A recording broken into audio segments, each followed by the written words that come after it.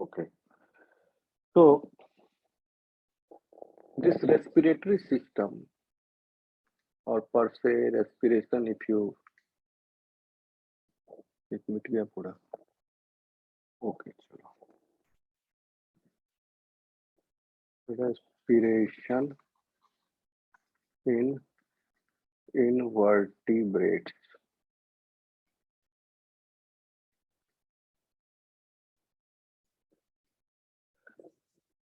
So there is a relationship between respiration and body of the organism. So respiration has a relation with body of the organism. तो इसका हो गया size and shape.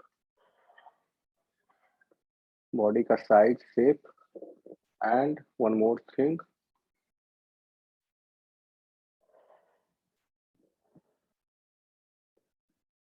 size, shape and habitat. Okay, so habitat में कौन रह रहा है? Body ही रह रहा है. So type of habitat in which that body lives in. Okay, ये habitat हो सकता है aquatic हो या terrestrial हो. Aquatic में भी sea water, fresh water. Okay, terrestrial में भी आपका हो जाएगा exclusively terrestrial. Okay, amphibians. But these amphibians include freshwater amphibians. Yeah, because they migrate, they are between this freshwater body and the land. They are called the terrestrial amphibians. Whereas marine amphibians are those amphibians, those move between land and seawater. Freshwater and land के बीच में freshwater amphibians, terrestrial amphibians. Okay, तो कहने का मतलब हुआ size, body का size कैसा है, छोटा है कि बड़ा है, शेप कैसा है बॉडी का. ओके, स्थूल की तरह एक राउंड शेप्ड है या बॉडी में इस तरह का शेप है कि there are several folds. Okay, habitat, किस हैबिटेट में बॉडी रह रहा है, इस पर निर्भर करेगा रेस्पिरेशन और उसके मैकेनिज्म्स और strategies that they will employ. जैसे कि सिंगल सेल ऑर्गेनिज्म. ओके, जैसे कि प्रोटोजोआ. स्टूडेंट्स मेरी आवाज आ रही है? Yes, sir. जैसे protozoa, they are single celled. Protozoa are single celled. So these single celled organisms, because these are single cell, so सारा काम इसको खुद ही करना पड़ेगा. किसी घर में अगर एक ही आदमी रह रहा है तो घर का, किचन का काम, झाड़ू पोछा का काम, बाहर का, अंदर का, टोटल घर का house hold activity that single person will do. अगर वो आदमी वो काम नहीं करता है, लेटरिन बाथरूम से लेकर के किचन तक का सारा काम, तो क्या होगा? घर विल बिकम मेस, अस्त व्यस्त हो जाएगा, वो ऑर्डर में नहीं रहेगा दैट हाउस. तो ये सेल को इसी तरह, सेल भी एक तरह से घर है. इस घर को मेंटेन रखने के लिए, ऑर्डर में रखने के लिए सारा फंक्शन इस यूनिसेलुलर ऑर्गेनिज्म को खुद करना पड़ेगा. जैसे कि रेस्पिरेशन, डाइजेशन, जो बेसिक लाइफ प्रोसेसेस उसके जिंदा रहने के लिए रिक्वायर्ड है, सब खुद ही करेगा.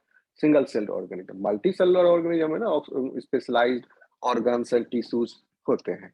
वो डिपेंड करेगा मल्टी सेलुलर ऑर्गेनिज्म में टिश्यू लेवल है कि cellular level of body organisation है या ऑर्गन सिस्टम या ऑर्गन लेवल, वो उस पर डिपेंड करेगा. जैसे जैसे कॉम्प्लेक्स होते जाएगा टिश्यू, सेलुलर लेवल से टिश्यू लेवल, टिश्यू से ऑर्गन लेवल, ऑर्गन से organ system level of body organisation you find across these phylum, animal kingdom phylums. तो अब देखिए प्रोटोजोआ सिंगल सेल्ड है, that's why they do all the functions including this one also. Single celled organism, they because they exchange gases, ठीक है, they exchange gases directly across their cell membrane with the external medium. Okay, with external medium across their cell membrane, ये भी लिखना जरूरी होगा, ठीक है. Single cell organisms exchange gases directly across their cell membrane. लेकिन इसमें एक बाधा क्या है कि स्लो डिफ्यूजन रेट है ऑक्सीजन का in comparison to CO2. CO2 का डिफ्यूजन फास्ट है, ऑक्सीजन का स्लो है, तो देयर इज इम्बैलेंस. तो क्या होगा कि ऑक्सीजन उतना ही कंज्यूम होगा जितना CO2 एग्जिट करेगा, तो there is balance. But CO2 के अंदर ज्यादा पावर है डिफ्यूज करके बाहर आने का, बट ऑक्सीजन के अंदर कम पावर है.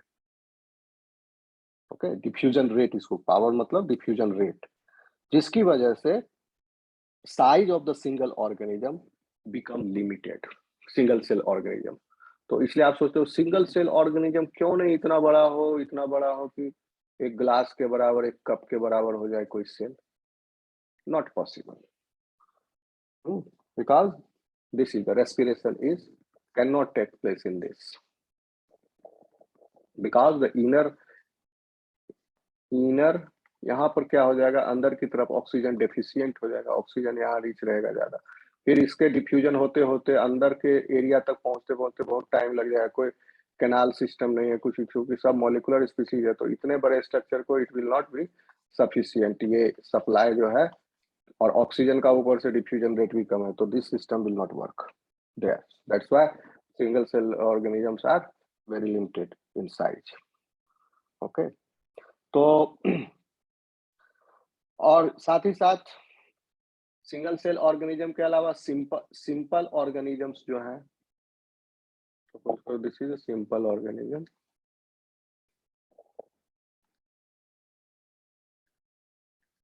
सिंपल ऑर्गेनिजम्स या लोअर invertebrates,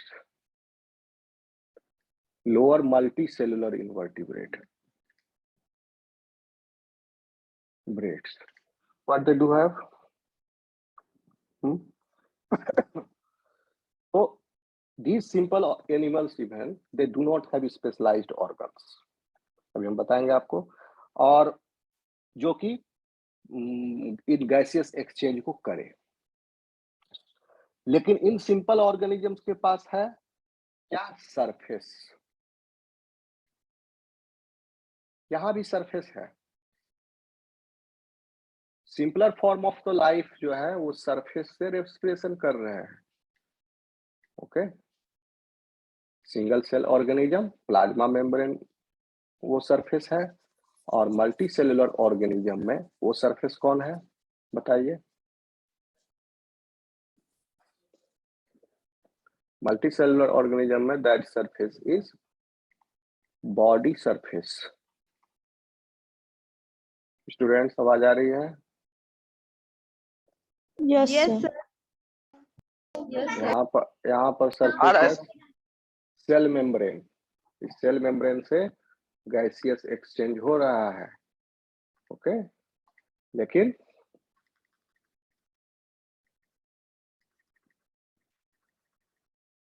तो यह भी सरफेस है, भले ही छोटा सरफेस है, एरिया कम है क्योंकि इसका साइज ही बहुत छोटा है, सिंगल सेल है, तो दिस सरफेस के अलावा एक्सचेंज हो रहा है.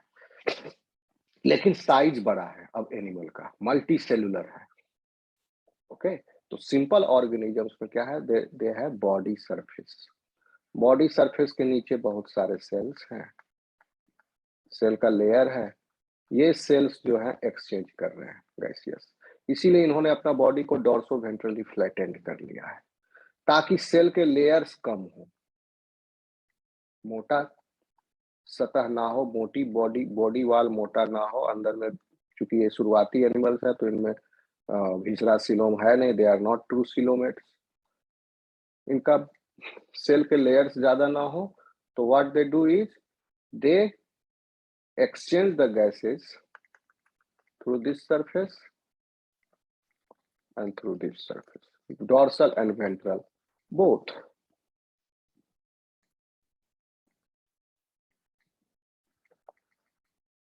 So like this, they are meeting their oxygen demand.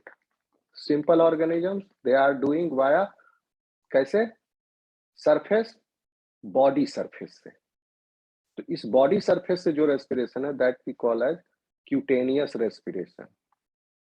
Cutaneous respiration. For example, earthworm, tapeworm,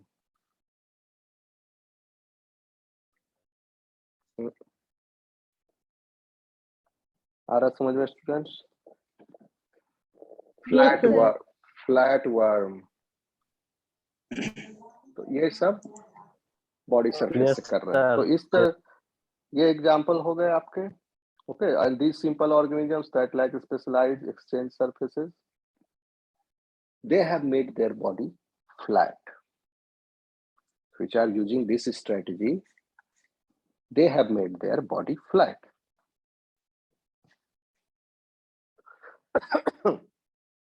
Okay, those animals which lack specialized exchange surfaces. तो वो exchange surface उनमें body surface. Okay, और body surface से जब exchange हो रहा है तो बॉडी के हर कोना कोना तक, बॉडी के हर जगह तक ऑक्सीजन पहुंच जाए डिफ्यूज करके. अगर ये लेयर मोटा होता, बहुत सारे सेल लेयर्स होते, तो बीच वाले सेल्स जो है इन्फार्क्ट हो सकते थे, ऑक्सीजन की कमी हो सकती है, इस्चेमिक हो सकते हैं. So that's why their body surface is very thin and they are using this strategy. Okay, so thin shaped body plants they have, and this is the most efficient for the gaseous exchange in them. Okay, lekin still this is not allowing their body to become large. So those animals which are utilizing these strategies, they still have small body. Okay, large animals जिनके पास large body है, small की तुलना में small को suppose करो large body है. Large body वाले animals ये गैसियस एक्सचेंज से अपने आप को मेंटेन ये नहीं कर सकते हैं. ये जो simple type of gaseous exchange यहाँ पर डिफ्यूजन से हो रहा है. क्या हो रहा है प्रक्रिया, फिजिकल प्रोसेस क्या है, मैकेनिज्म में क्या लिखोगे? Diffusion. Diffusion is that physical process. Here also diffusion. यहाँ पर सरफेस है प्लाज्मा मेम्ब्रेन जिसके अक्रॉस डिफ्यूजन हो रहा है. यहाँ पर सरफेस है बॉडी सरफेस जिसके अक्रॉस डिफ्यूजन हो रहा है. बॉडी सरफेस का जो आउटर मोस्ट सेल है वहां पर आया, फिर इससे इसमें गया ऑक्सीजन, फिर इससे इधर से इधर आया. Okay, like this we are doing. और लार्ज एनिमल्स ज्यादातर इसमें लार्ज एनिमल्स में ये वर्क नहीं कर रहा है, ये स्ट्रेटेजी. तो ये तो नहीं है. ओके, सो लार्ज एनिमल्स में भी डिफ्यूजन ही हो रहा है, बट सरफेस इज डिफरेंट. सारे एनिमल्स में रेस्पिरेशन जो है, जहां भी गैसियस एक्सचेंज हो रहा है इसी सरफेस पर, तो हर सरफेस पर the physical process is diffusion. In humans also diffusion. पहले लंग में डिफ्यूजन हुआ, atmospheric air is entering in the columnar that cuboidal epithelial cells of the lung in the form of alveoli. alveolar cells जो है वो cuboidal epithelium है, उसमें diffusion होकर के ऑक्सीजन एंटर किया, and the layer and the blood vessel beneath that alveolar cells, they take up that oxygen. The same process by diffusion. तो cell layer के नीचे का लेयर का cell they also take the gases from this cell. क्योंकि यहाँ high concentration हो गया, यहाँ लो कंसंट्रेशन है, तो हाई से लो की तरफ जाएगा. बट कंडीशन इज कि medium should be present. Liquid medium, aquatic medium should be there. अगर एयर है ड्राई हो जाएगा, then diffusion will not take place. That's why these body surfaces are needed to be kept moist all the time. Otherwise, diffusion will stop. If this body surface becomes dry, then diffusion will stop. That's why amphibians, they keep their skin moist all the time. Okay, that's why they need large amount of water and they drink it. Okay, their outermost body cellular layer is not keratinized. They are not dead. Outermost layer of the body wall is not dead. So loss of water is there. If they come on the land, there will be the loss of water through the skin by evaporation process. So to minimize that, this amphibia keeps their skin moist and so that they can exchange their gases, okay, through that skin. तो यहाँ पर body surface को moist रखने की जरूरत है. जब भी मतलब रेस्पिरेशन होगा, तो अगर मॉइस्ट नहीं रहा तो रेस्पिरेशन नहीं होगा. ओके, तो large animals basically, because diffusion